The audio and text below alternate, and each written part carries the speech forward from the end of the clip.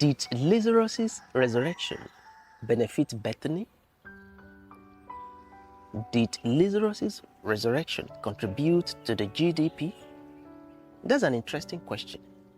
But I think John chapter 12 asks a better one.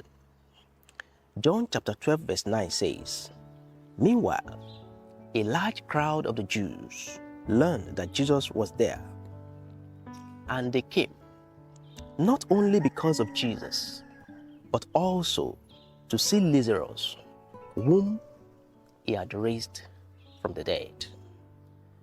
That verse got me thinking.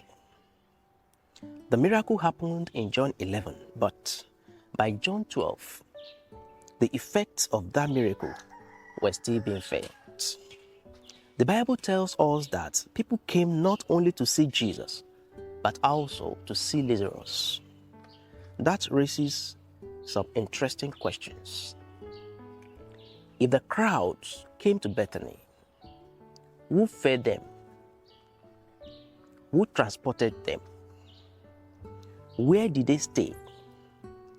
Who sold goods to them? Who benefited from the increased traffic? The Bible does not answer those questions directly, but it does tell us that the crowds came, and wherever crowds gather, life happens. People travel, people eat, people buy and sell. Your toothbrush is not a scrubbing brush. Are you brushing your teeth or just moving your brush? We are a brick in every promise, chosen and sent to fill the earth. Right hand and left, he goes before us. Nothing can hold back. Brush smarter, not harder. Follow Beulah Dental Services for more oral health tips. Imagine Bethany during those days. People who had never visited the town would suddenly have a reason to go. Some would travel by boat, others by road. Food vendors would have more customers. Water sellers would sell more. Transport operators would carry more passengers. Landlords might receive more inquiries. Property owners might even find more buyers.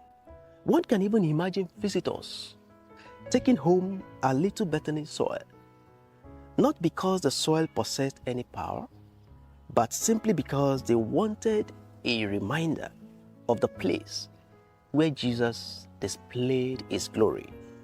Now, let me be clear. The Bible does not tell us these economic details.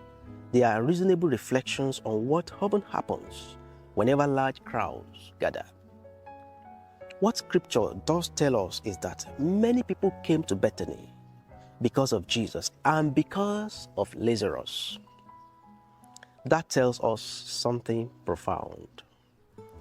A miracle that happened to one man became a blessing to an entire community. And this is not an isolated pattern in the Scripture. At Cana, Jesus turned water into wine. The blessing was not enjoyed by the bridegroom alone. Everyone at the wedding feast benefited. When Jesus fed the 5,000, one miracle satisfied an entire multitude. When the man possessed by demons was delivered, his testimony spread throughout the Decapolis. When Zacchaeus encountered Jesus, salvation came to his household, and many people who had been cheated received restitution. This is how God often works. His blessing rarely stops with the person who receives them. When Jesus transforms a life, the effects spread. Families are changed. Communities are influenced. Relationships are restored. Hope is renewed. Testimony inspires faith in others. When Jesus brought Lazarus out of the grave, he didn't just give one man his life back. He gave Bethany a testimony. And a genuine encounter with Christ never blesses only one person. It becomes a blessing to many. Has your encounter with Christ become a private experience, or it has become a public blessing?